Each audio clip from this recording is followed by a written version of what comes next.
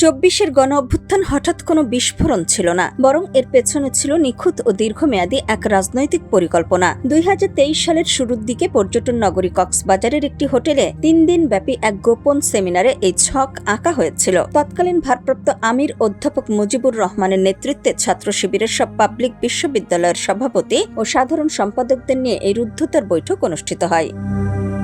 বৈঠক সূত্রে জানা যায়, জামাতে ইসলামের দীর্ঘমেয়াদী লক্ষ্য ২০৩৬ সাল হলেও ছাত্র সংগঠন শিবিরের তাৎক্ষণিক লক্ষ্য ছিল পরবর্তী যে কোনো বড় আন্দোলন। সেখানে উপস্থিত ঢাবি শিবিরের শীর্ষ নেতা সাদিক কায়েম অত্যন্ত দৃঢ়তার সঙ্গে একটি প্রেজেন্টেশন উপস্থাপন করেন। তার মূল বার্তা ছিল ২০১৮ সালের কোটা আন্দোলনের আদলে পরবর্তী যে কোনো জন আন্দোলনে তারা সম্মুখ সারিতে থেকে দেশের ভাগ্য নির্ধারণ করতে চান, আর এই লড়াইয়ের মূল দুর্গ হবে পাবলিক বিশ্ববিদ্যালয়গুলো।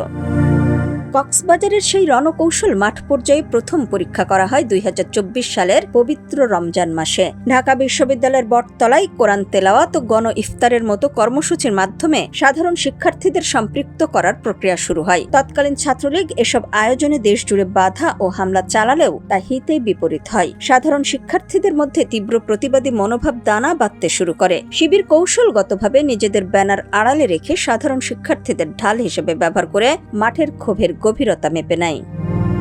অবশেষে মে মাসে আন্দোলনের সেই কাঙ্ক্ষিত মোক্ষম ইস্যু সামনে চলে আসে। কক্সবাজারের সেই পরিকল্পনা অনুযায়ী ব্যানার, ফেস্টুন, মাইক ও লজিস্টিক্স নিয়ে মাঠে নামে তারা। সাধারণ শিক্ষার্থীদের স্বতঃস্ফূর্ত অংশগ্রহণ এবং পর্দার আড়ালে সেই সুদূর প্রসারী পরিকল্পনার চূড়ান্ত পরিণতিতেই ঘটেছিল ঐতিহাসিক গণভবন ফতেহ বা পতন। ডেস্ক রিপোর্ট, সোনালী নিউজ।